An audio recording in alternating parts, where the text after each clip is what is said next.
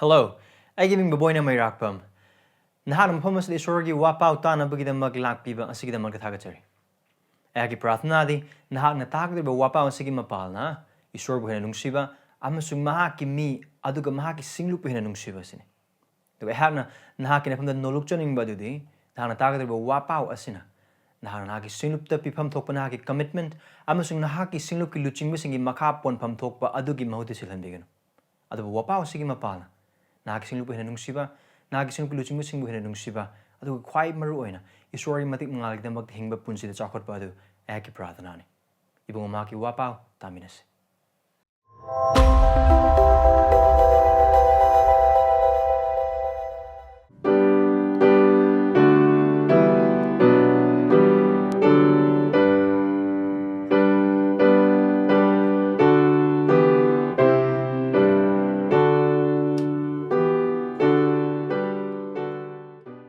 Hagluna Mathe Pandub Manga Patrada Gentranitoy. Now, was going to say, if you saw again about the lap laga, Nasigi Mathe and the Mangas they couldn't in a minute. I don't have Halupi Matthew chapter 5, verse 10 to 12.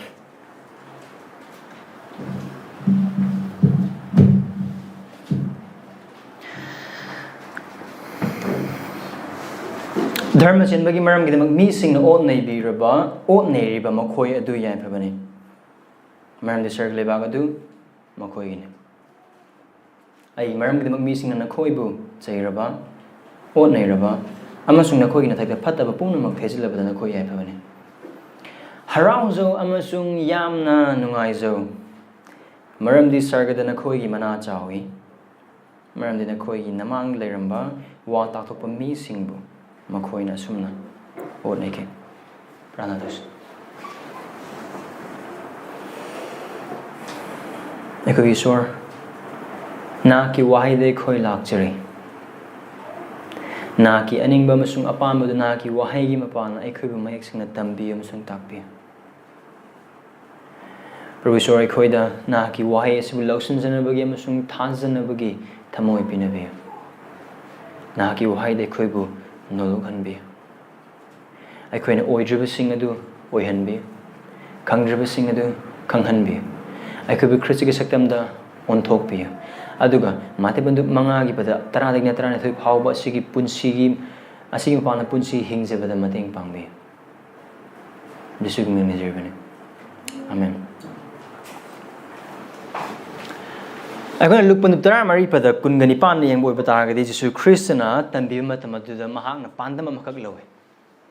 Karma Bandam no? Kanagumana yum Sagan high boy, but I get the Awang beam Sagan high boy, but I get the higher beam, Matsobus Habmatamda, Changadoba, Paisa Masing, Yumaduma pull up, Sabalo, but the Lupaka Mukchang and the high biggie. I do estimation to go loin and a torang to me. Now, I call you Marakta su ayum saga na haraga yum do kayam changni paisa kayam changni aduga yum do saba punoi lotion bada lupa kayam mukti obe haibidugi calculation amatta tawdana ay yum saninge na yum grong sagat pa hoga khib obe taragadi paisa do estimation do yahoda maram na yum saba lotion deba mayam ka uba phang aduga haibidu karamba makal yum saba missing no bible na hai apang ba yum saba missing Mi singi nokna pham mi singi chamna phamoy marangdi gapta napal da ai mangai purana bugi damakta foundation di haujalure agi mystery gi adagi jugali meyam gi khorsa pi gi ba matam da paisa sing di loithokre lairuri ba yum da sido ogum to foundation su haujalugum to lotion bam su khang de gum su to kaino da story da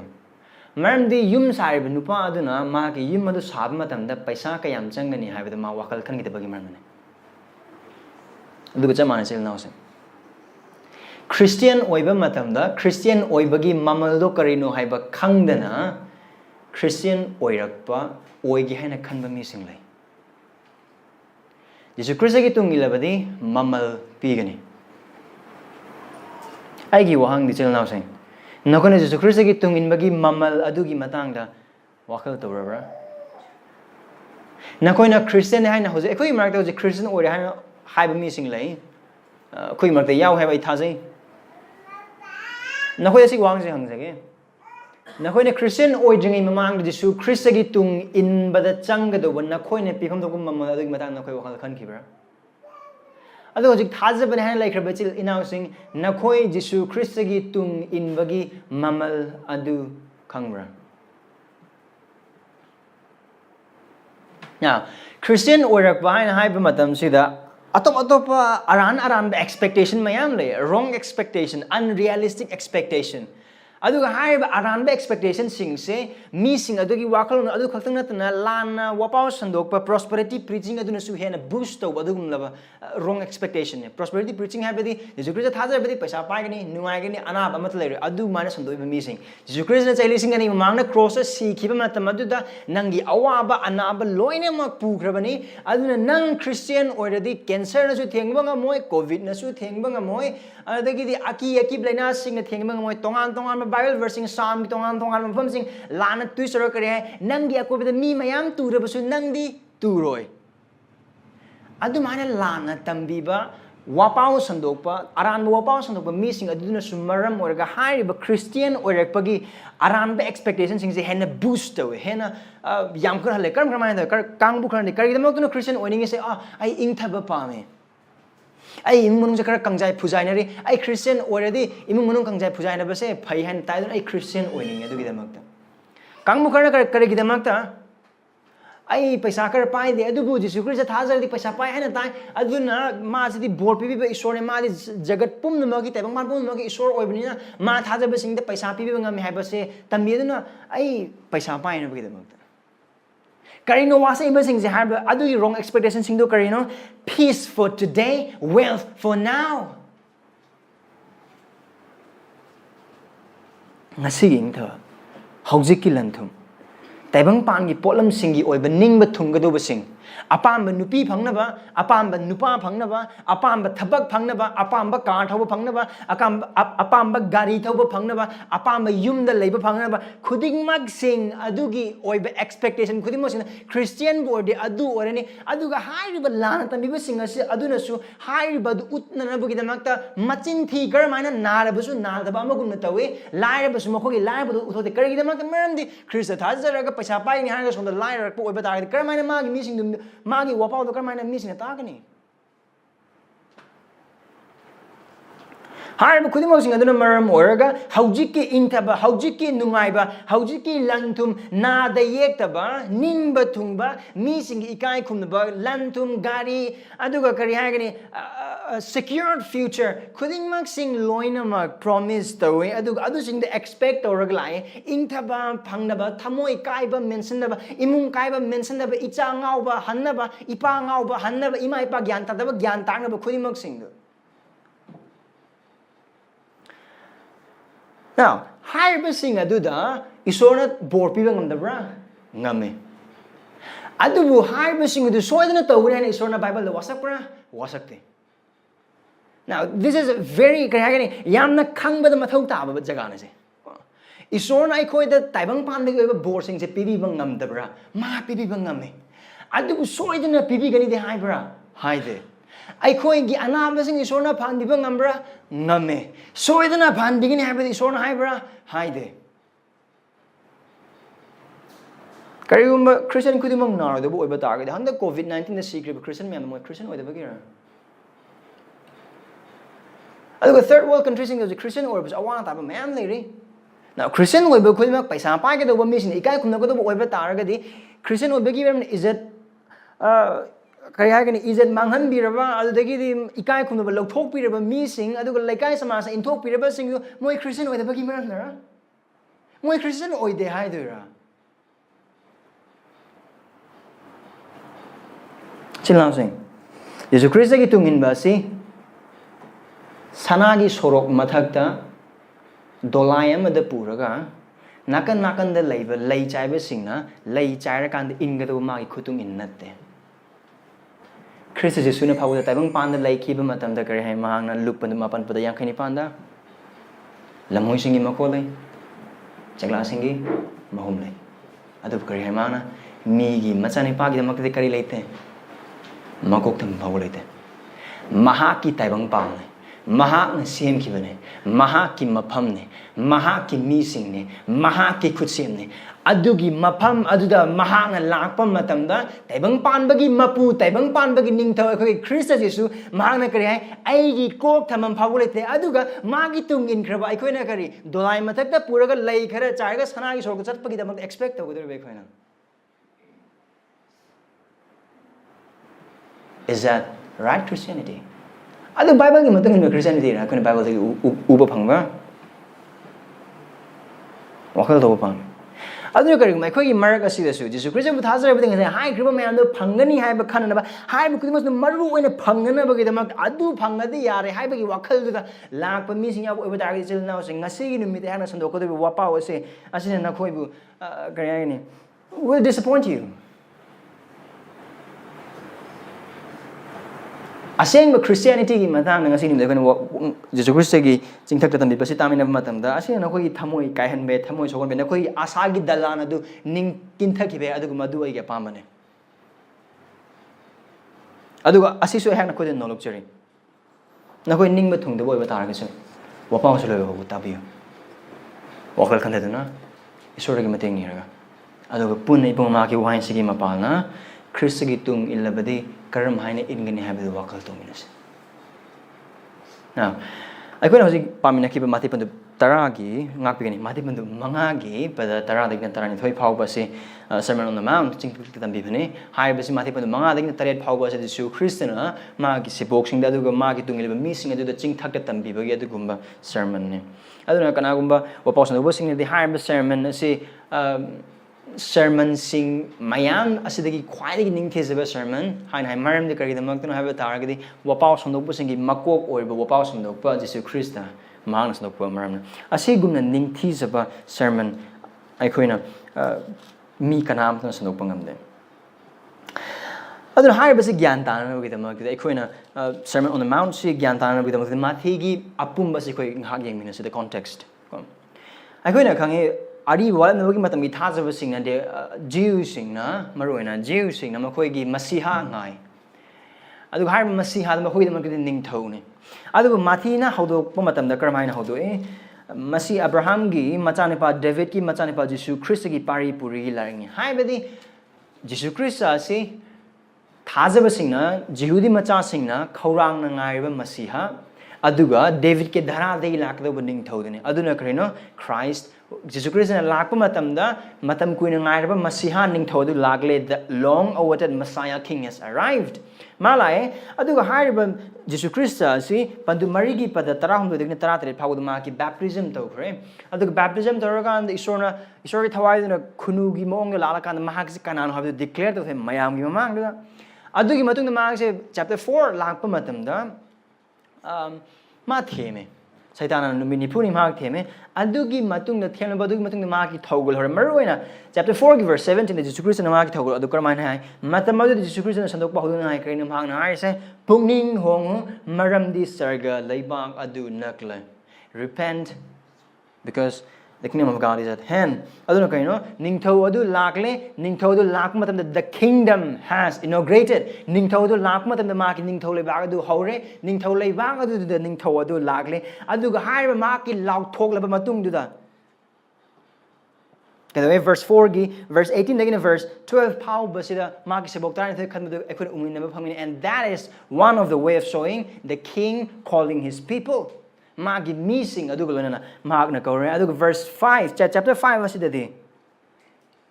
magna wapaus no pohore karam haina magi missing now this Sermon on the Mount say atoporom da kaino haibo bataragati ningtho amana magi ningtho leibak aduda leikraba magi manai sing aduda magi missing aduda magi ningtho leibak aduda karam haina leigani haibadu tammi ba takpiba ki wapaun Sermon on the Mount 5 taking 7 powers aduna kaino haibatar kana gumba kharnadi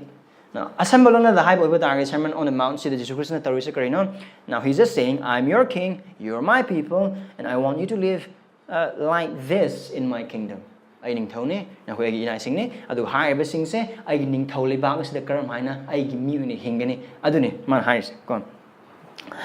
I don't know higher, but missing secretary no high boy batar kana kana high missing ning thole box yar missing se kana no Christian sing ne adu mani padu manga ding mani padu taret phau ba si Jesus Christ na tauna ba gidamak oina ba gidamak high ba khudimok sing se kamu kana di high ba sing adu yamna lan ba moong thajaba le now chil now sing se yamna make sing se mafam ma se Jesus Christ na tauna ba high ba khudimok sing se ma ki ning thole ba adu yawrak na ba gidamak ta natte adu ma ki ning thole ba adu yawra missing gidamak ta ne aduga mahaki nagrik oiraknabagidamakt natte mahaki ningtholibak adugi nagrik oiraknabagidamakt natte adiba mahaki ningtholibak adugi nagrik oiraba maramna not to become the citizen of his kingdom but because they have already become the citizen of his kingdom isam sam hai oiba tardi karino asik pada manga dingna chapter 5 thing 7 power say Jesus is talking to Christians Christian oinaba natte Christian oiraba maramna Jesus Christ phangnabagidamak nate Jesus Christ phanglaba maramna ningthau adugi manai oiraba maramna harba sing se tawgadawni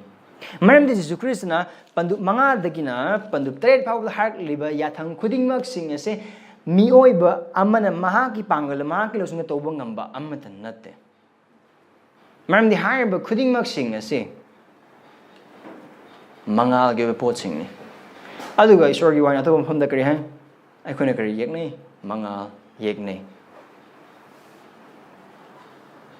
aduna hairiba lifestyle ko asi punsi mahing ase kan hinge to bun hai boy batar gati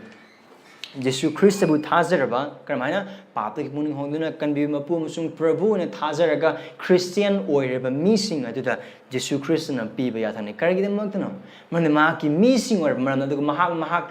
aduga mahak makhoi gi ningthau oireba maram na ma ki high bin pham to aduga high bin inanabagi pangal khuding mak sing edu ningthau duna marang kana ma ki missing the pibi adu maram moraga adu high base koina ko efisagi sendok po desu connect to beker mana ning thoduna ke dewe khudol sing pina bi ma ki mi sing da aduna karino asi wapaw sa kana gi mak no ning thodugi khudol phangleba ma ki mi sing na hingeda ba punsi adune Christian oineba nate adu Christian oireba maram na maram mayam yari asida mitumi wa lana bagi thabak tawdraga Christian oiba nate adultery tawdraga Christian oiba nate Christian or the adultery to Mayamle. Adu Christian or Maramna, Adu Tawri. Huran the Bagi Maramna, Christian Oiban Nate. Adu Christian Oibagi Maramna, Huran the Ben. I want to be clear on this. Adu Garno, Amugana, Ningtona, Maki missing the Maki Ningtolibakta, Karamine Hingani Hybedu, Takpa, Adu Mamaki at Hangsing. Adu Nakuna Pandu. Mangagi pada tara lagi tara ni powers asida kena khamina be abo achoba warol amade sini adu hak ngasi wapa was hana title to sabu the joy in persecution adu higher be kena pamina kraba verse 5 verse 10 lagi verse 12 powers kena khamina be abo achoba one big thing adu sini Thajaba singna Khristagidamakta o Neiba thengnabada haraobada mayoknagani Christians when facing persecution for Christ's sake will endure in joy with joy in joy haraobada I going to verse 3 dagi par poi batar kadi verse 10 se yarak matamda it's a bit strange angak pa waro sin asila Jesus Christ na pusalaise maram di akoina kari hai kari hana verse 3 dagi kai no kari oina bi den makta hai bano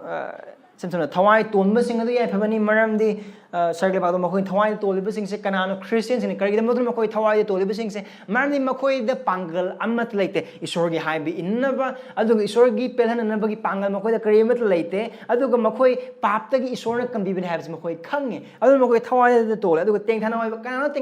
tengthana oi bi sing se Christians sing kari dem makta maram di isorgi pangal yauduna makoi da iba pap adu thengna jaba ngamde maram di Christian oi ba targa su ihan di thadab sing tengthana oi base kari dem mak na ba targadi aikoi isa da yauriba pap sing amasu aikoi akoi da riba pap sing adu uba matam da aikoi tengthana oi adu ga puning tappa missing Christian sing di puning tappa sing ni kari dem mak puning tappi se maram di isorna aigi pap adu da magi minum si utpiduna aibu semdokpi adu ga chaman atu pechil inaus na ingon la la matam da adu gi mapala ai hak puning tap na semdok badar kale and then dharma chen missing dem ram khrangba kar mane khrang ni thajaba sing na Jisu Christagi mapang ay kanjaba pangjare adu oiba tarsu hak ma mapung phana pelhan bangam da engon da pap leiri haiba khangba mising aduna dharma chenbagi da makta khorangani mapum oina pap adu dagi pumseng sang lothok piba adu kare chanbi hebise Isorna aikhoi pap ta chanbiraba kokpi bagi pana chanbiraba sigumna thajaba ichel naw sing ju chanbiba mising adu oigani hai ba thajaba sing karam mising oigani makoi thamoi seng sing oigani maram isorna makoi pap adu kokpi reba maram adu makoi na isor gi mang da lot pe ba pap amata leite ba maram na makoi ason ba lot pe ba amata leite ba maram na thajaba sing gi makoi thamoi seng na makoi leigani adu makoi commitment du mapu oina isorda adu ma ki mising da pigani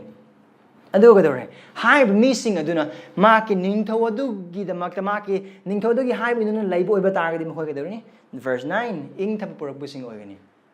Christana, I coiga isorgi Markalinamba, Lana de Lucian Mark, ing taboidun, I could the Mak ing tapur padugumna, Tazabo crabo, couldn't magnasu, Tazabitil now sing Marakta, ing taba, same missing organi. Adu I quite a caramino, how do we become a good peacemaker? By preaching the gospel to non-believers. Kung magsing ito tawbagi mapana, o iba taragadi. Ay ko say, puning tayo pa ba? Ako lagi tawai to laba. Ting thana or ba koy Khristagidamakta dharma Khristagidamakta aram khorang laba chanbi hebising or ba thamoi sengbising or ba ingthaba purakbising or ba adu oiba taragadi generally myamna kalise kado karino mising na chanbirani. Mising na nungsirani. Missing a thousand birani, missing I want the Karim the Torah, Yam Nunsin among the cook langon or put that at Minagani. I love the Super Karim comes in.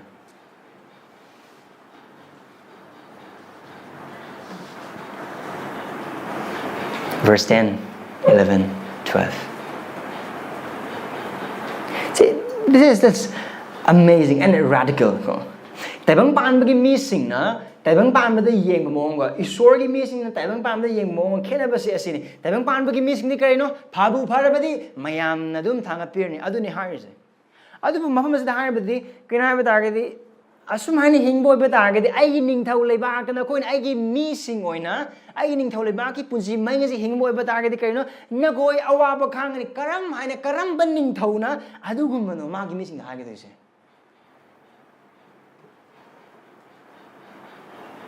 This is strange. Ko, ang pawaroisin, adubo achumba waroisin ni. Khristagidamakta no ke makata na verse 10 sa ko makes him narakani. Adu na mafam sa na verse 10 dagi na 12 pa was Jisu Kristo na dharma sa magi maram gidamakta missing oner makoy du yep bani maram di sarglebak adu makoy gini haiba dagi na hauraga verse 12 pa wala haiba sa Jisu Kristo na haiba sa karino. Mang haiba isam sa sini. Kariguman na hak na ay gitung inboy bataragadi na koy awa khangani. Ay tung inboy bataragadi na koy missing na on hegani Jisu Kristo mafam asida lana wapaw sondok pa missing adugum na hidden agenda laite lana wapaw sondok pusin dikar mana wapaw sondok Jisu Kristo thada arang kum bangai nungai ni adu thena kada ba awa sing di mase na ta haide adu kang bukhana kare haujik tagi hauna Jisu Kristo gi tung ile war ne abis sondok boy bataragadi missing kanan Jisu Kristo gi tung ila kadino that's what many says missing adu ngakne haide adu Jisu Kristo adu le tawuri Wapaw sondok pa man hai ba makaglay asuman hai wakal kan se aya ka na ningthau le ba man no na sakale magi missing loina maglai adu the mai mang loina magle pagle re adu ningthau adu na lepa kan thai re nakoi ai gi missing war maram na koi awa ba khangani nakoi missing na koi bu ot nei gani adu oi ba da su ot nei koi ba da su awa ba khang oi ba ta ga su nakoi yai pha bane karam ningthau na hai kine singba Adu Kristo Jesu na de. Arwat pa amata thamdana.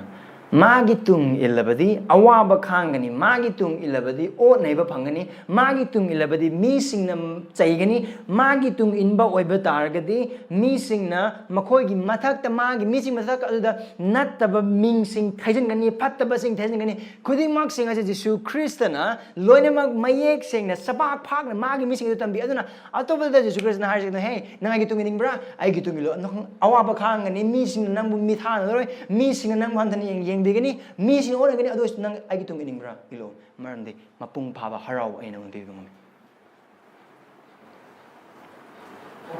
Jesu Christana Pawada, Magi Tungi Labadi, Wagani, Hibasi, Matanga, Lord the boy, but Agadi, Nangamasung, Lord Khristagidamakta.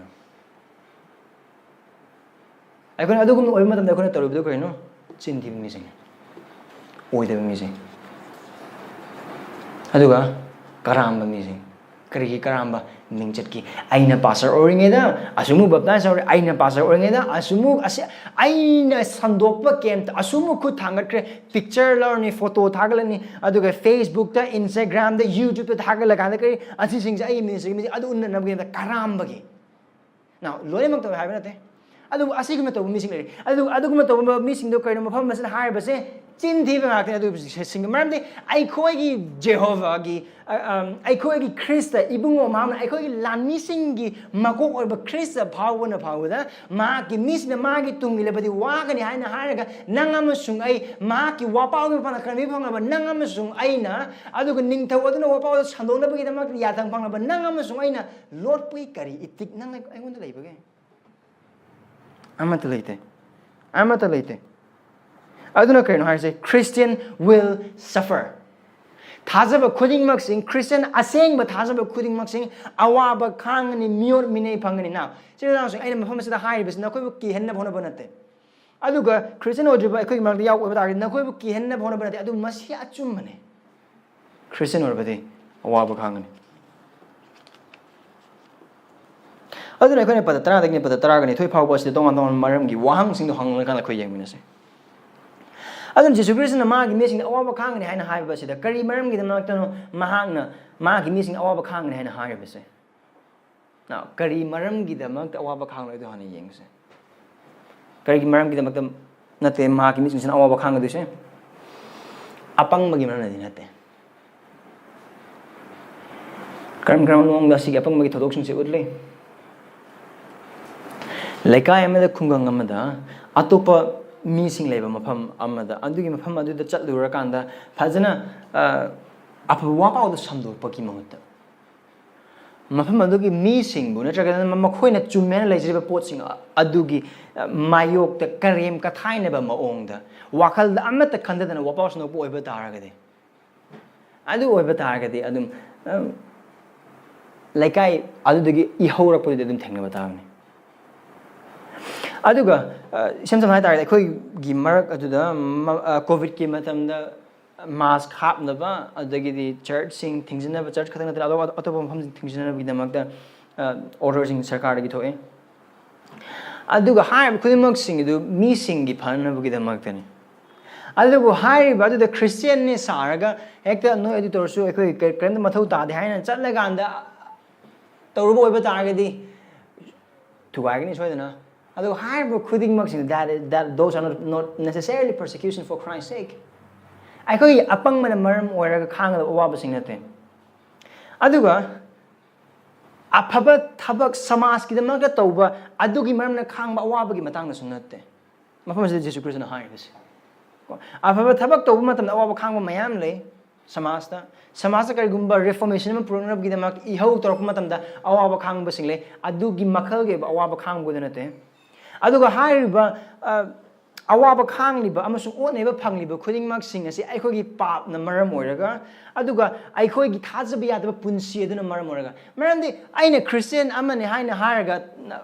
officer of the Tabactor Hana class. Adu by a Christian Haraga. I'm going to pick up. I told down the Tazabi and a Taudraga Tabak Tadalapumatanda, Christian or Big Tadal in Highway Arrow.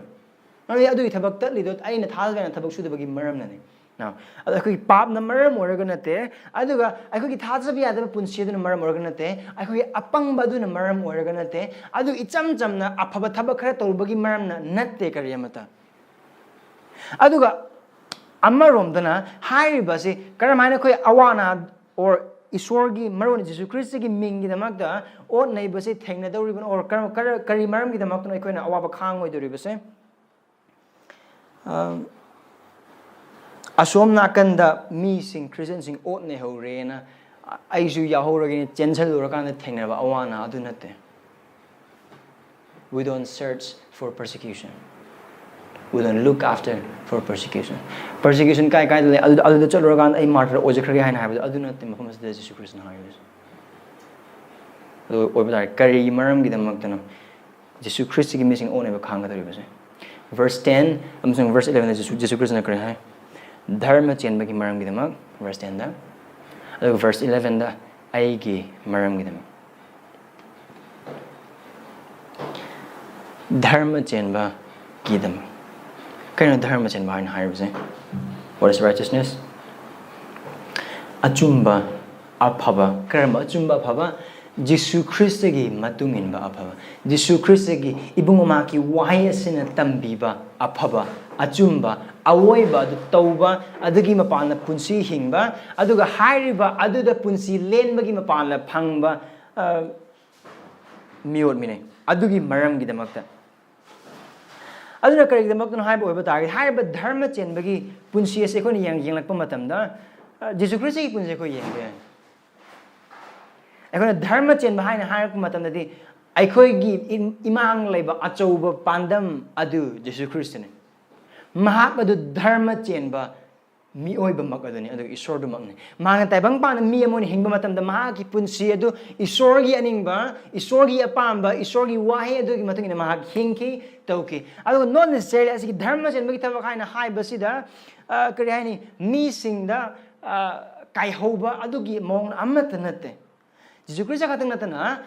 anauba walnabagi matamgi aduga ahanba century gi thajabasing makoi punsi adu yeng matamda makoi na awana phanglibasing du thaoina makoi kerala lekai sing khatna bahurubagi mapalna or makoi kerala lekai sing khatna rubagi mapalna amatna dei makoi na phangliba awana sing adu kamaina phange Jesu Christ thajring mawang gi line murti latpagi thabak torame aduga toan ba natta oidaba samaj gi thabak sing du loina mak yaurame otna ba dagi tona tinaba khuimang sing da yaurame adu Jesu Christ bu thajaba matam adu dagi di Jesu Christ gi haiba inbagi mapana makoina hana nungsiramba sing du nungsiraktre makoina toramba sing du tauraktre makoina hana line makoina hana isora na khurumba sing du isor natte haina hairakle adu makoina hana ilamba sing du pap ge sing du Jesu Christ gi mi or man makoi adu gi haiba du indre aduna kadore mi sing aduna nakhoi di ekoi mina tana into power adugi maongi adugi maruna adugi dharma chenba gi thabak adugi damakta awaba amasung oneba khangba sing adugi maram gi damakta adu harba je ekoi look pan kun mathoi gi pada taran thoi taran tere su uba phangin Luke chapter 21 verse 12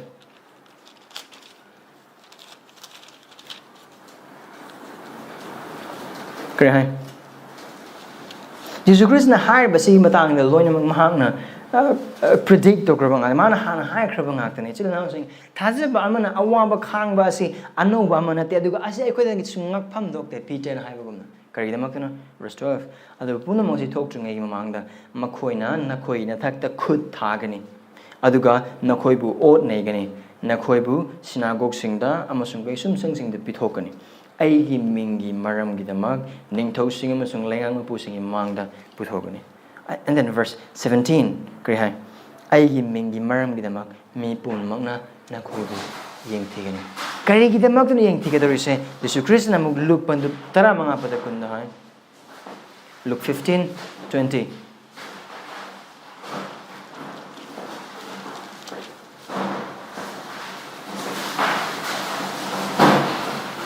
Mina na mapudagi hena chawba nate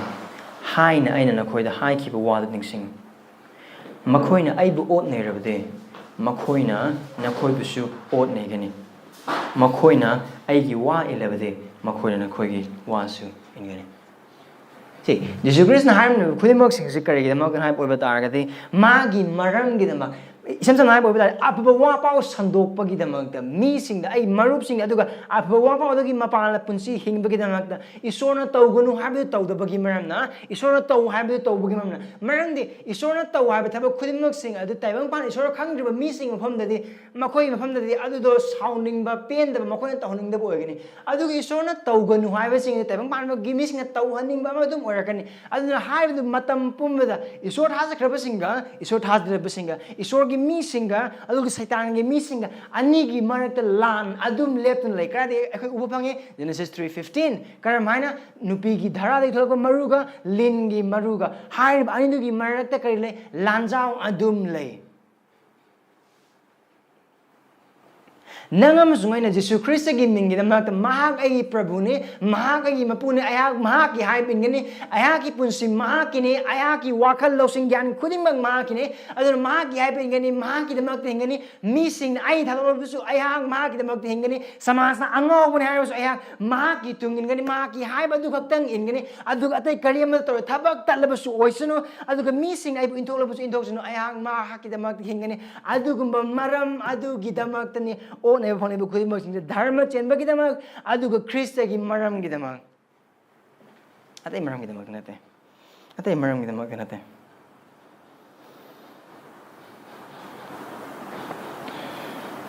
maram di Isor gi thawai na Christa gi mapana Isor gi thawai na sagat ba khudi mak sing adu bu thugai ba yei thu ba amasung adu bu namat pa hai ba se saitan gi pa man madu mang ne mehrun pantu ahum da iden gi khol du thoki ba adu ga hai bi hoji phawa dum lai re nupi gi maru da gi tholok pa dhara ga lin gi dhara ga adu chile inausing hai ba ot nei ba khudi mak sing ase ai khuna thi du dro oi ba dar su kari gum nang amasung aina dharma chen amasung Jesu Christ gi ming gi dam ai khoi punji hing oi ba dar ga ni asi o ne ba se adum la ka do ba re ba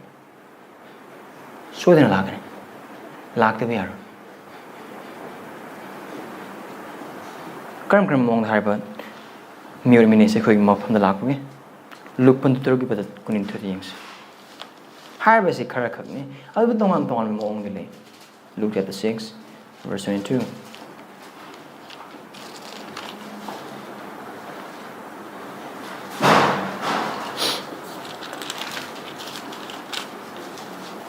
Migi mazani pada ki maram ida magi mission na khoi bu yeng thira bada tan thok labada chaira bada masung phatta bu na khoi gi naming kakhet labada na khoi yai phabani karam mo ongda haiba Christ gi mingi da mak amasung dharma chen gi da mak to otpane bise lang page imung dagi karmai lai tan imung dagi tan thok pa yai lekai dagi baton ka khibe yai aduga mi singi punbada lekai gi punbada yahon de yai club te yahon de yai adagi di larik tam han de yai school ka gno hai be lekai gi phangliba aphaba sing adagi or lekai phangliba benefit sing dagi lonam ka thar khibe yai adagi di thabak thadat lak pa yai low in khol mang ba yai yum mun khibe yai adagi di tongan makhal gi oiba nattaba oidi oidabada oiba amaguna sanduk lakpa yai aduga jail da changba yai aduga phuba yai chaiba yai aduga misi mamangda izat khongoi na ba yai aduga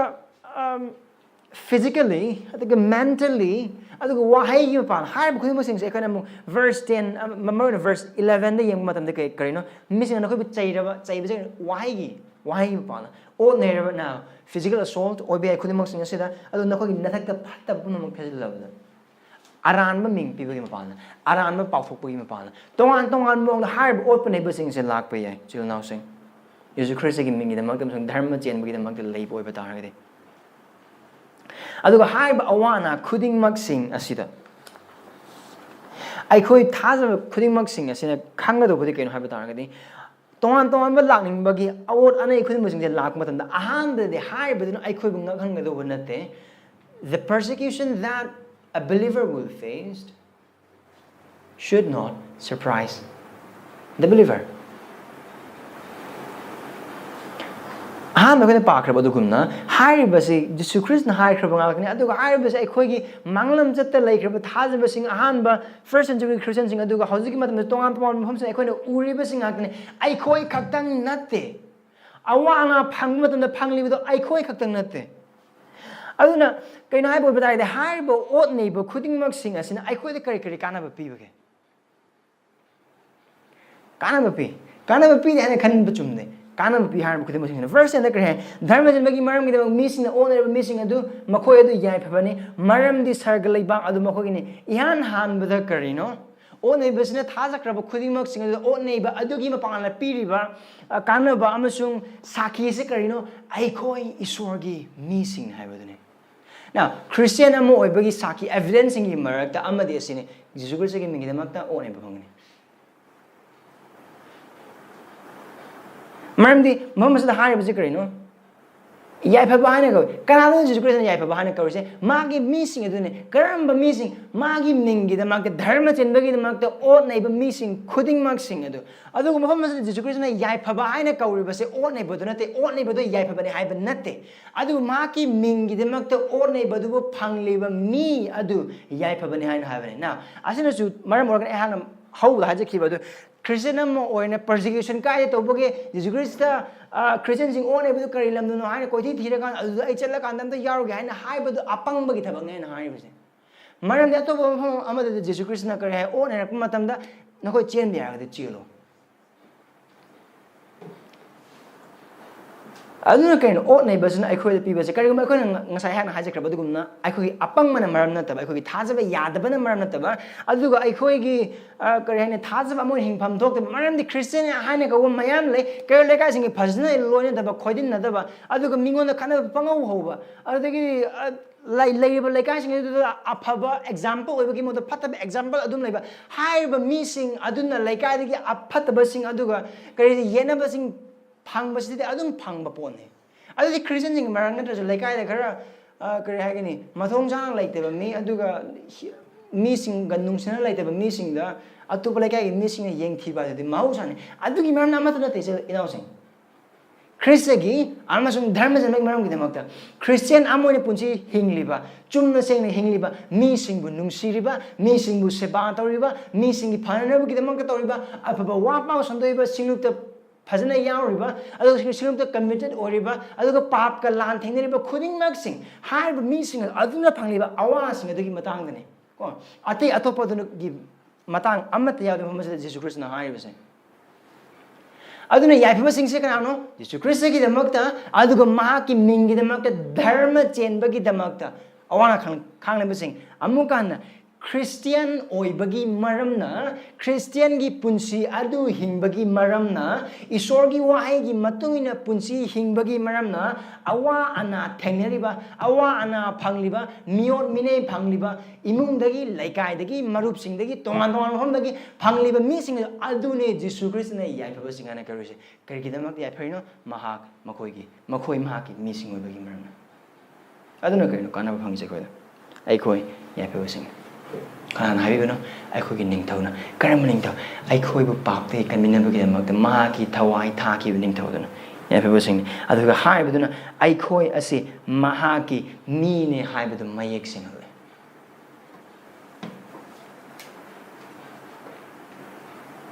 adu ga hai ba miot mine sing o ne raba adu ga chai raba khuding mak sing adu da lak matam da thajaba moina ai bakum do kari lagini sin law sang ai bakum or do bodi laman khum bado ai bakum na te han da maram ne kare polna romi bando tan the bada ma banda laman khum ba ai gini prabhu nai vengeance is mine and for us ai khoi bu Khristagiam sung dharma janma gi maram gi damak ta ot nei ba ai khoi gi phatna ma tori mi sing adu dai khoi tawroi do base laman khum loi do ni ani su de koi sirap to do nate maram di kare atoba hom am Jesus Christ na kare na koi bunung sibe mi sing do bunung sibe do bunung koi bunung sibe mi sing nung sibe bo ba ta ga di khasna tho mi sing na koi kare khena bale ai koi ot na mi sing ma tak ta ai koi na toroi do se ai koi sirap toroi do ne maram di ai koi dia thang le amuk na romi bunung tara the ba tara mari da na koi ot ne sing ma tak sirap to na bor bi adu ai koi na mu to do se protest nate dhabi nate flag yum khatana kokta henki kisandana nung pairaga adagi chaitu pairaga ai khoi gi su right nate karmana khoi khangi de hakluna han Peter pandu pani dang dopi 1 Peter chapter 2 verse 23 here is a Christ model Christ gi model ne karmana ma ge wa khangki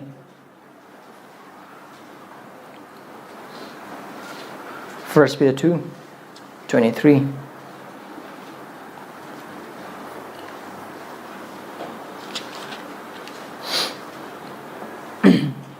Mahaputhi ne cherabada haibade Jesus Christ kayam tina Jesus Christ cheheba nangam sungina khangi ibom ma gi wai sidagi Maha kayam China Punkin Nangamusung, Agi Park, American Equicang. Mahang si keep them hang a pang pam top permanent have Nangamusung. I'll be on Jesus Christ Kramana Mahana Hanbag. How did Christ response? This is our example. Maputina say that Hanna Tina take it. Man, a wama kang over there. Man, Makubu, Kihalamde. Kihan the average Jesus Christ. Yai. Kanano Magdo. Lamising it Jehovah. Isorsing is sworn in Ningtosing and Ningtone, Mahaki Kutsem Martane, Mahaki Taibang Pandane, Mahaki Mamai the Kupanga Tariba, and Maki Manangan the Puriba, Adugi Pangala Kanagilapano, Mangonda Gilapane. Jesus Christ Mamai Tin Sicily, but Sidna Batin the Kranagilapano, Mangonda Gine, Adu Market Karito with Kihan Gide, Adu Kagade, Adu Masama Puchumna, Wayenba, Mangonda. Sinazaki. Can't have a senator. Maki Mapa sorta. I call ye Christa Jisuna. Adu Amukana. Nangamusung Jesu Christagi Maramgidamakta Awana Kang Bada, Aduga Kanglakumatamda, Pangliba, Awaba, Anaba, Taitang, Ikai Pirukuma, Kuding Maxing, Asiga, Jesu Christ and Nangamusung Agi Papki, Maramgidamakta Crosta, Isorma Masamaki Pankiba, Awaba, Anaba, Taitang, Aduga Panaba Matamda, Kumi Power Yodri. Now, how did they have a hack at the wapa with the high crane? Still announcing no rock lomba and the boy Bagimam Secretary or Mutumale. I look at Sargaloma or Bagimam Secretary the Mot or Mutumale. Nangamusung, Agi Pap, the Maram Oraga, I couldn't sorry him from the Pangadova, Dundee, Adu, Lomba Naiba, power and power with the Loisan Bangam Loy. I look at the mountain and no rock lomba and the boy was. I look at Sargaloma and the Maram Khristagidamakta, Jesus Khristagidamakta, a coin is on a pivot, but Tauzalgi bore as he would tag and never get the Makta, Madu Masin Teva, Lomba Night, the Aduna power with the Ogloy, and to get the Mountain Sargal Lomba Night was now. All say Lomba Night, the power and the power with the Lotion Bangam, Roy, the Papki, Dundee, Papki, Price it, Papki, Atomal, Isorgi, Asoba, Noro, Jesus Christ and Nangamasung, Aigi, Mapanda, say, singing among the Pung home with the Loina. Like a lawyer, paid in full. Pungloy lawyer, Isorgi as out with the Igi missing Matata labor, Igi Pag as out with the lawyer and man declared doctrine. Nangamasung Aina, Lomba Night, the Matam Pow with a Lotion Bangam, the road of Isorgi as out, but my hoba do Isor, Jesus and Pung on the Lotion now. Wakan Kalay, I do over target, Nangamasung and Magi and Magda Pamba, Wabaga, I call you Pap, Margi the Jesus and Punky, but Wabaduka. Adu iba targade aduk ma ki mioi bagi wakal na lamba ngamdaba makai awama phanglaba da phawbada mahak na kaiduba tuminna leiduna wayan mapul pisin zakhiba adu iba targade nangam sung ai da hom thok tu na protest nate aduga haibadu Christian history amma hekta aduga nakona pagmon sa pasing ita pa ma tamda aduga chithi sing se pa ma tamda makoi bu ot nariba sing mhamda asuman response ho han haiba amma da thengnaro karaman response ho han hai do targade makoi gi da makta prarthana to bi bagi fa pray prarthana se prabhu shor I want to kupang na anirak thare mangon da kin manga katang di natte adugi prarthana ko daw natte Aigi yum mungre magidi pata lautopi prabhu nate. Kramana hoi prahana tawani. Prabhu sure. Christian tawo prahana tawani. Stephen na mangon da nung na thai missing the prahana tawo adun na kramana. Ipa makhoi bu kopi. Maram di makhoi na kare tore ba makhoi na kangjade. Makhoi bu aran ko bam pibi. Ako thamogi da mong prahana. Maram di chili announcing. I coin a Mahamata Jesus I coin a P the response Christian Netribamana the P Bangamlo. I think Neiba Mon Christian or hybrid equation. Neiba Amon equate among the Wabo. I don't be excused nothing. It's a command from our king. I've been named to the Yatam. Brahana Hogi the Makta, Makoi Aran Kung with the Brahana Togani. Maram the color games, soul gipunsi color games, Magna Christian, Madame or Lapanek, Madame Tazing Market among the Sweden Prahantar money can be Panglakan, Thajaba singing to Mahaki the Makta, Thajaba singing the Mark, Ishorna, Bor and Systemic Eleguna, Mahoibu took a Tsabagim what the Makuban Civic. Maram again. ꯀꯔꯤꯒꯨꯝꯕ ꯑꯩ ꯊꯥꯖꯕꯁꯤꯡ ꯑꯁꯤꯕꯨ ꯑꯣꯠꯄ ꯅꯩꯔꯤꯕ ꯃꯤꯁꯤꯡ ꯑꯗꯨꯅ Jesus Christ ꯌꯥꯎꯗꯅ ꯍꯦꯛ ꯁꯤꯈ꯭ꯔꯕ ꯑꯗꯨ ꯑꯣꯏꯕ ꯇꯥꯔꯒꯗꯤ ꯃꯈꯣꯏꯅ ꯏꯁꯣꯔꯗꯒꯤ ꯐꯪꯒꯗꯕ ꯑꯁꯥꯎꯕ ꯅꯣꯔꯣꯛ ꯑꯗꯨ ꯃꯈꯣꯏꯅ ꯑꯩꯈꯣꯏꯗ ꯄꯤꯔꯤꯕ ꯑꯅꯥꯕ ꯑꯁꯤꯗꯒꯤ ꯁꯔꯨꯛ ꯂꯤꯁꯤꯡꯗ ꯍꯦꯜꯂꯦ ꯋꯥꯍꯟꯈꯠꯂꯒ ꯌꯦꯡꯁꯤ ꯖꯤꯁꯨ ꯈ꯭ꯔꯤꯁꯇꯒꯤ ꯃꯤꯡꯒꯤꯗꯃꯛꯇ ꯅꯍꯥꯒꯁꯦ ꯑꯩꯈꯣꯏꯅ ꯍꯥꯏꯅꯕ ꯒ꯭ꯔꯤꯟ ꯀꯥꯡꯉꯩ ꯐꯨꯔꯦꯅ ꯈꯜꯂꯁꯤ ꯑꯗꯨꯗꯒꯤ ꯍꯦꯟꯅ ꯃꯈꯣꯏ ꯀꯩꯗꯧꯕ ꯉꯝꯒꯅꯤ ꯍꯥꯠꯇꯣꯛꯄ ꯑꯗꯨꯗꯒꯤ ꯍꯦꯟꯅ ꯃꯈꯣꯏ ꯀꯩꯗꯧꯕ ꯉꯝꯒꯅꯤ ꯂꯟ ꯊꯨꯝ ꯃꯨꯟꯈ꯭ꯔꯦ ꯍꯥꯏꯅ ꯈꯜꯂꯁꯦ ꯑꯗꯨꯗꯒꯤ ꯍꯦꯟꯅ ꯃꯣꯏꯅ ꯇꯧꯕ ꯉꯝꯗꯣꯏꯁꯦ ꯀꯔꯤꯒꯤꯅꯣ ꯑꯩꯒꯤ ꯊꯋꯥꯏꯗꯨꯗ ꯃꯈꯣꯏꯅ ꯀꯔꯤ ꯇꯧꯕ ꯉꯝꯒꯅꯤ ꯑꯩꯒꯤ ꯄꯟꯊꯨꯡꯗꯨꯗ ꯃꯈꯣꯏ ꯀꯔꯤ ꯇꯧꯕ ꯉꯝꯒꯅꯤ ꯀꯔꯤ ꯇꯧꯕ ꯉꯝꯃꯣꯏ ꯆꯨꯝꯕ꯭ꯔꯥ ꯉꯥꯏꯍꯥꯛꯀꯤ ꯆꯩꯅꯥꯅꯦ ꯉꯥꯏꯍꯥꯛꯀꯤ ꯑꯋꯥꯕꯅꯦ ꯉꯥꯏꯍꯥꯛꯀꯤ ꯏꯀꯥꯏꯕꯅꯦ ꯉꯥꯏꯍꯥꯛꯀꯤ ꯂꯟ ꯊꯨꯝ ꯃꯥꯡꯕꯅꯦ ꯇꯥꯏꯕꯪ ꯄꯥꯟꯕꯗ ꯑꯩꯒꯤ ꯁꯝꯄꯇꯤ ꯌꯨꯝ ꯂꯟ ꯊꯨꯝ ꯕꯦꯡ ꯑꯦꯀꯥꯎꯟ ꯈꯨꯗꯤꯡꯃꯛꯁꯤꯡ ꯂꯣꯏꯅꯃꯛ ꯂꯧꯈꯤꯕ ꯑꯣꯏꯕ ꯇꯥꯔꯒꯁꯨ ꯇꯤꯟ ꯀꯥꯡꯅ ꯑꯃꯁꯨꯡ ꯍꯨꯔꯥꯟꯕꯁꯤꯡꯅ ꯍꯨꯕ ꯉꯝꯗꯕ ꯃꯔꯥꯡ ꯀꯥꯏꯕ ꯂꯟ ꯊꯨꯝ ꯁꯔꯒꯗ ꯑꯩꯒꯤꯗꯃꯛ ꯂꯩ ꯃꯣꯏꯅ ꯑꯗꯨ ꯀꯩꯁꯨ ꯊꯦꯡꯕ ꯉꯝꯃꯣꯏ ꯍꯟꯊꯍꯟꯕꯁꯨ ꯉꯝꯃꯣꯏ ꯑꯗꯨꯕꯨ ꯈ꯭ꯔꯤꯁꯇ ꯌꯥꯎꯗꯅ ꯃꯈꯣꯏꯅ ꯁꯤꯈꯤꯕ ꯑꯣꯏꯕ ꯇꯥꯔꯒꯗꯤ ꯃꯈꯣꯏ ꯅꯨꯡꯉꯥꯏꯅ ꯍꯛꯆꯥꯡꯅ ꯁꯤꯈꯤꯕ ꯌꯥꯏ ꯑꯗꯨ ꯃꯈꯣꯏꯒꯤ ꯊꯋꯥꯏꯗꯨ ꯅꯣꯔꯣꯛꯇ ꯂꯣꯟꯃꯅꯥꯏꯗꯅ ꯂꯩꯒꯅꯤ ꯀꯅꯥꯅ ꯍꯦꯟꯅ ꯅꯨꯡꯁꯤꯐꯝ ꯊꯣꯛꯑꯦ ꯑꯣꯏꯕ ꯇꯥꯔꯒꯗꯤ ꯀꯅꯥꯗ ꯍꯦꯟꯅ ꯅꯨꯡꯁꯤꯕ ꯎꯠꯐꯝ ꯊꯣꯛꯑꯦ ꯏꯆꯤꯜ-ꯏꯅꯥꯎꯁꯤꯡ ꯃꯈꯣꯏꯕꯨ ꯅꯨꯡꯁꯤꯕꯤꯒꯗꯕꯅꯤ ꯃꯈꯣꯏꯒꯤꯗꯃꯛꯇ ꯄ꯭ꯔꯥꯊꯅꯥ ꯇꯧꯒꯗꯕꯅꯤ ꯑꯗꯨ ꯑꯣꯏꯕ ꯇꯥꯔꯒꯗꯤ ꯖꯤꯁꯨ ꯈ꯭ꯔꯤꯁꯇꯅ ꯀꯔꯝ ꯍꯥꯏꯅ ꯄꯥꯎꯈꯨꯝ ꯄꯤꯌꯨ ꯍꯥꯏꯅ ꯑꯩꯈꯣꯏꯕꯨ ꯑꯣꯜꯂꯛꯄ ꯅꯩꯔꯛꯄ ꯃꯇꯝꯗ ꯈ꯭ꯔꯤꯁꯇꯒꯤ ꯃꯤꯡꯒꯤꯗꯃꯛ ꯙꯔꯃ ꯆꯦꯟꯕꯒꯤꯗꯃꯛ ꯑꯍꯥꯟꯕꯗꯤ ꯀꯩꯅꯣ verse 11 kari hai mana? Verse 12. Haraojo. Loisande. Amasung yamna nungaida. Now, asom the kupang na thazilakpagi kin na tinzilakpagi leringa. How will I live this life? Karam hai nang amasung ay puso na. Ato bham amana lukta mong yeng sing.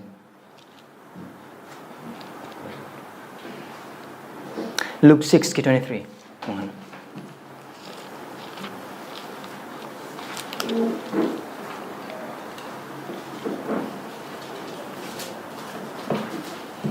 Response ng tang Jesus Christ na kamay tambi numi ada nungayu ano kare harao na chongkan now English mo lived with joy purak matam na koi Jesus Christ gi mingi na awana khang matam na koi harao na koi nungnang ba legano oh ai di tol ba ni ai di adumai legano depression chat kanu confused oiganu aduga pungning ningan na ba legano aduga kare sympathy seeker oiganu adu ko harao chongkan lo amasung thoidok hena nungai jo aduga hai ba se chilina Jesus Christ ai yathang ase ba ꯑꯩꯈꯣꯏꯅ ꯄꯥꯈꯣꯟ ꯆꯠꯄꯁꯤꯡꯒꯤ ꯊꯕꯛꯇ ꯄꯥꯕ ꯃꯇꯝꯗ ꯃꯔꯨꯑꯣꯏꯅ ꯄꯥꯈꯣꯟ ꯆꯠꯄꯁꯤꯡꯒꯤ ꯊꯕꯛ ꯄꯟꯗꯨ 5-9 ꯄꯥꯕ ꯃꯇꯝꯗ ꯎꯕ ꯐꯪꯒꯅꯤ ꯅꯥꯎ ꯁꯦꯕꯣꯛꯁꯤꯡꯗ ꯖꯤꯁꯨ ꯈ꯭ꯔꯤꯁꯇ ꯁꯔꯀꯥꯔ ꯀꯥꯈ꯭ꯔꯦ ꯑꯗꯨꯒꯤ ꯃꯇꯨꯡꯗ ꯃꯈꯣꯏꯗꯨ ꯐꯥꯔꯦ ꯐꯨꯔꯦ ꯑꯗꯨꯒ ꯃꯣꯏꯒꯤ ꯔꯦꯁꯄꯣꯟꯁꯁꯨ ꯌꯦꯡꯁꯦ their response likewise 5:41 ꯗꯨꯗ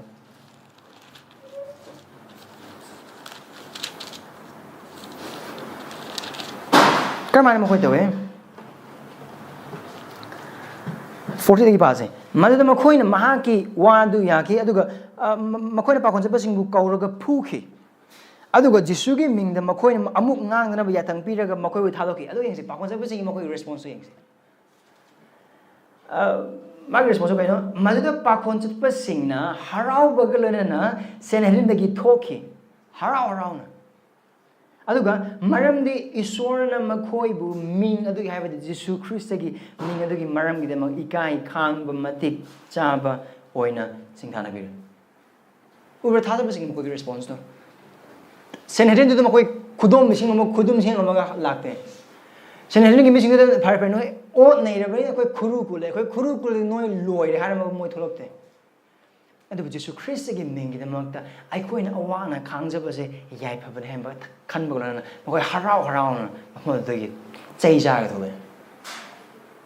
अदु अखोइ रेस्पोंस ओइके दबने Haraoba glana. Khristagidamakta haraoba dise mande chile inausing ekoi Romi badu nipan ubadugumna Khristagi mingidamakta halabasu phurabasu tuppabasu ikaiba nanglabasu lanthum koima munki boiba dagasu khudingmak sing aduna chawadakba phangdaba boiba dagasu khudingmak sing aduna aikoi bu Christ Jesugi nungsibadi khaidokhanba amatang ngamde makoina aigi imungni khaidokibi ai aigi nungsiba ichanupidagi ai makoina khaidokibi ai aigi nungsiba nupidagi makoina khaidokibi hadokbugi mapana jela thamkibagi mapana adu aigi nungsiba imungni aibu labna thamkibi adubu aibu aigi isor aigi ningthau aigi prabhu aigi mapudagi khaidokpa ngamloi aduna kai haraoba galona thagado bani bangma ba.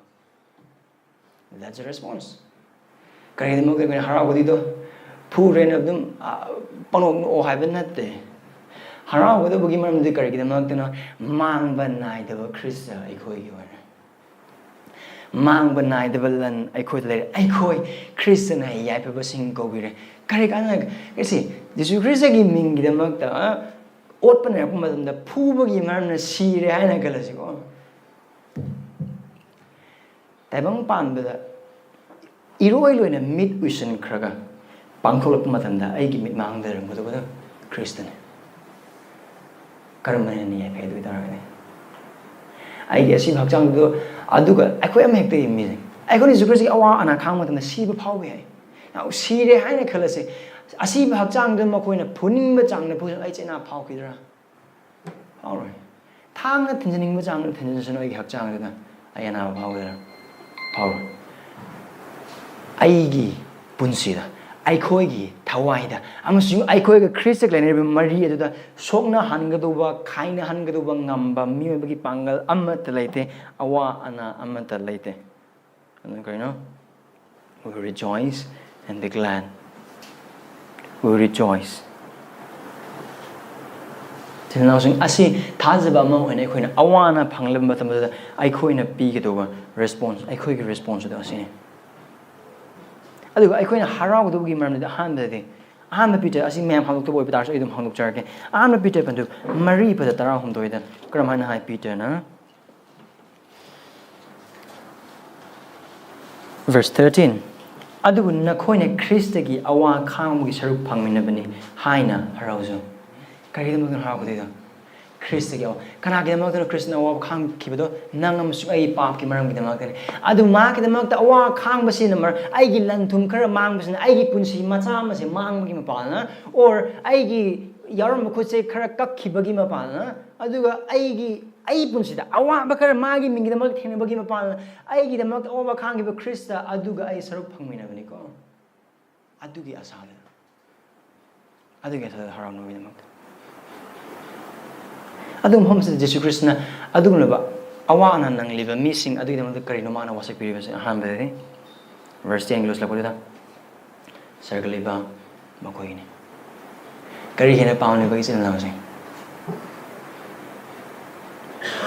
pung ani homgi oiba awa sibo oiba target pung ani homgi oiba awa matam khargi pungja khargi oiba awa ba matam khargi oiba ikaiba matam khargi oiba lairaba matam khargi oiba chaadaba phangdaba matam khargi oiba ikai pirukhumba adugi matungi lomba naidaba sarga aduga haiba sarga sida karam haina koi matu karam haina phangni verse 12 ki loslakpada mana chawi karam mana no haiba Jesu Krishna koi haide adubu kari dai mana leisodan magi migidam awana khani missing adugidamagta aduga harba mana adu mana machanate mana achobane aduga bible yom de mana hai harpa kana khoi achoba mana adu kaino khoi thajaba amana isordagi phangba yaba khwaidagi achoba mana adu siraba kanda sargada Krista ubadagi hena aikoi gidamagta tongjaba amsung haraoba kari leibage aikoi gi mitlugi pi adu aikoi gidamagta cross badagda khutta yopi thaki makhu adumagna aikoi mikki pirang te thopi ba adudagi hena chawa mana kaida leibage Krista gi maithom ujaba adudagi hena chawa mana karino nang amsung thigadorise mana adu chawa khatang nate karigum aikoi Jesu Krista gi mingi damagta amsung dharma chenbagi damagta awana khangbagi Thawsal se koina phangjaraba amasung awana khangba bor se koina phangjaba oiba targadi sarga ekoi khatanate ekoi yabasi khatang oiba sunate aduga ekoi se ekoi mana achouba na ngaibu khatang nate aduga ekoi se aduna khangadu doribasi kaina ekoi gi thajabasi achumba maike de chatle ba khangini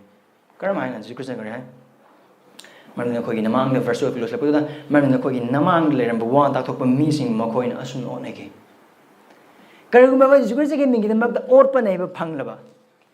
Krishna ge mingi de mak ta kele kai de gi imung unung de gi amek de marup sing de gi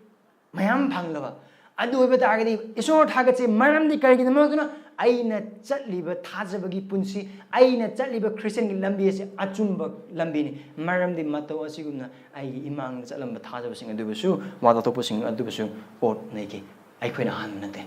na han boy loina ma han chat kraba ngat adu lambi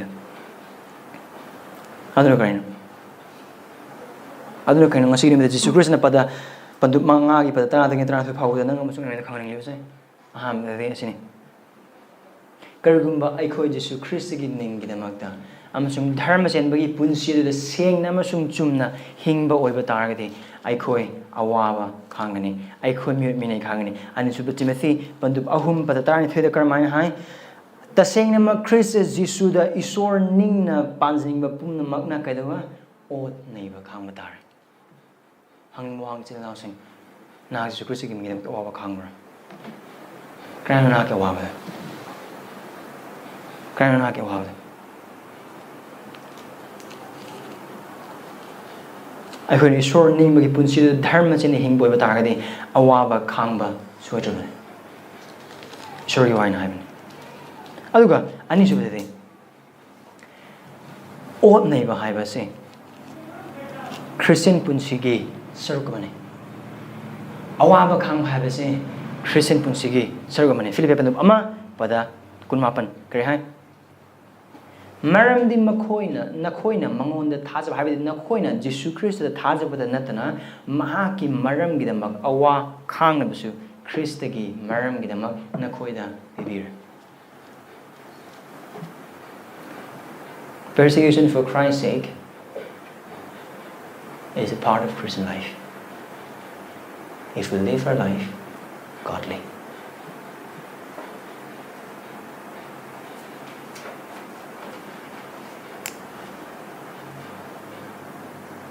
Asi chum oiba targadi hai ka wang desine chena na Jesu Christ gi mingi da makta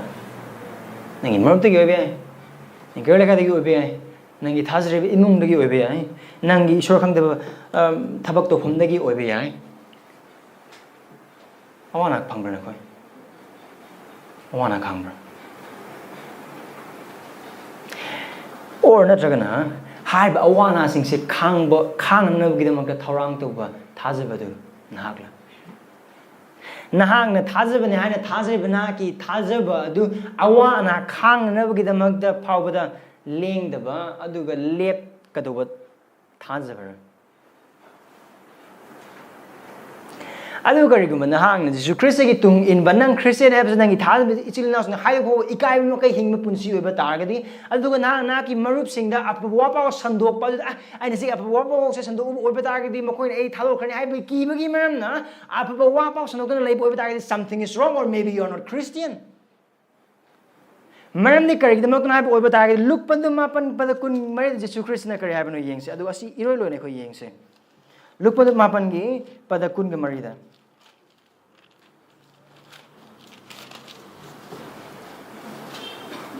kare Jesu Christ na kana gumba na mathawai kanjaning labadi madu mangani aduga ai maram gi mak mathawai thaba mi aduna mathawai kanjagani now nang Christian la asnate dai church ka bani dai Christian nate kari da mak adu ikai bagi ai Christian na had imai pana kari hai ni ai marum na kari hai ni ai gi boss na kari hai ni ai tham mahum sufam da leiba mi sina kari hai ni adu isung imam na khuding mak sing do ki bagi maram na ai Christian ni hai ba phaw ikai ba makai Christian man hing ba mi ko mak yaw ko ba ta pungning hongbe maram di adu mani hing boy ba ta adu mahum masida hai ba se kana gumman ai gi mingi da mak ta mathawai mang labadi kanjagani kalabadi mangani adu ka to mahum amna kari ai bu mi singi mang na yadrabadi ai hak na su mang pu sagu singi mang dam sung ai ipa gi mang da yaroi karam hai na hak ki Christian punse du hing lebage na Jesu Christ gi mingi da mak awa ba khang gi da mak thorang toro ba thajab na hak am sung ai hak ore bra Ona jagana ekoi gi izzat khara phangnana bagi adagi mising ikai khunu khara phangnana bagi mafam mase taibang pan basne nungai ba harau adu khara phangnana bagi phangning ba thaba khara phangnana ba phangning ba potsing phangnana bagi damakta Christian ni phau ba haidok pilan apwa ba mache amada sandokduna ishor gi haibu in bagi mota taibang pan bas leibanina taibang pan bagi tonana ba taibang pan bi damak chatta bujate laikai marate leibanina bible na so kari toduna haibu gi punsu hinmena amusung ei punsu ba dagadi chang yang si adu yamna kininga eba punsini adu yamna kininga eba punsini asi hang so haje krabodne Christian or so Bible na haibo eba dar ekoi ni samaj ni samaj ta lebena samaj chana bi jika chana bata na samaj ki chana bi ishwar gi wai gi mayok to oraga adum chapa mina eba dar gi na gi prabhu kanano samaj na yeshua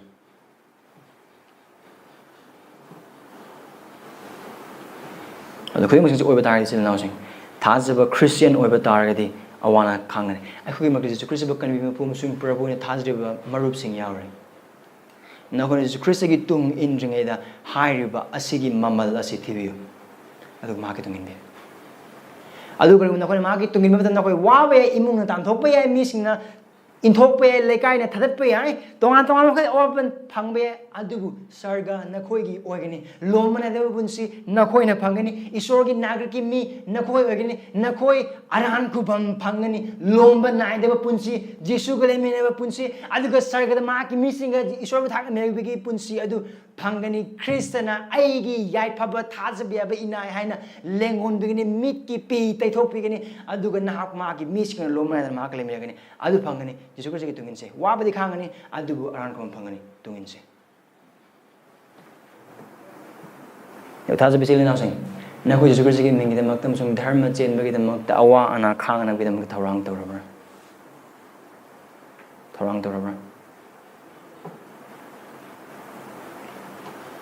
adu awa na nang Thajaba sing le makoi de makta khoi kari tawani amade khoi makoi prahan to begani makoi gi khoi let min nagani makoi gi awa ba da makoi gi let min nagani aduga makoi gi darkar ni base akhoi pi akhoi phuri khau sengau hangdokani akhoi yum hangluk darkar ai khudimok sing adu pan makoi mateng pangani aduga sarkar dagi adu law sing le khudimok sing adu pan makoi mateng pangbe maram sing le boi batai adu gi dam khoi chengni protest nate dharna nate aduga laman kum nate sira ta gi tabnate adu Thajaba sili naw sing adu protection gi dam har sing de ekhoi ta go aduna nang musung ai na ngasi apwa paw sing ma palna jesu Christ na nang musung ai ngona thorang to ning badu ma gi mi gi de mak awa ba khang ba khaktang gi nate adugu awa ba khang ma matam da ma gi mati manga gi de mak ta harau na ba gi de mak sune maram de kari de mak no ai khoi na awa na khang le pa se ai khoi ma gi mi ba gi maram de ai khoi gi ning tho adu ma khoi na tingkan gi lup up khra ba de asi ta bang pan ba sine ai khoi da sanagi lup upakane habagi asa khoi thamgumse aduga awab du khang magalana jesu Christ gi mingi damak hingse Thajaba gi punse da aduga ma gi mti ma gi damak lepse prahadas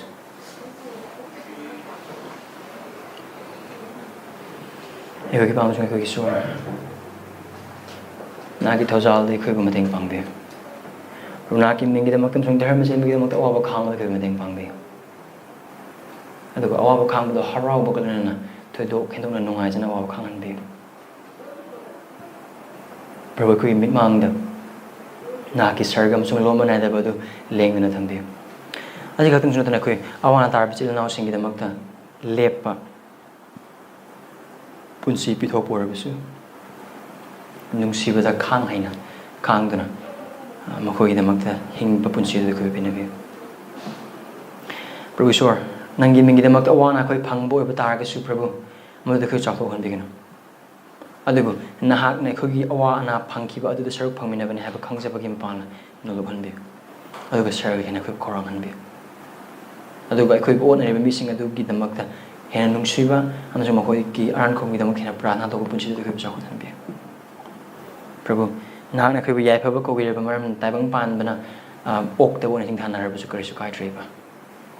sarga khoi gor bani na ta pam de khoi krem ta lai tra su kar su kai hiram mas de khoi bisang ba pi sakat pi pangal pi ne de jisu ngi ni jere amen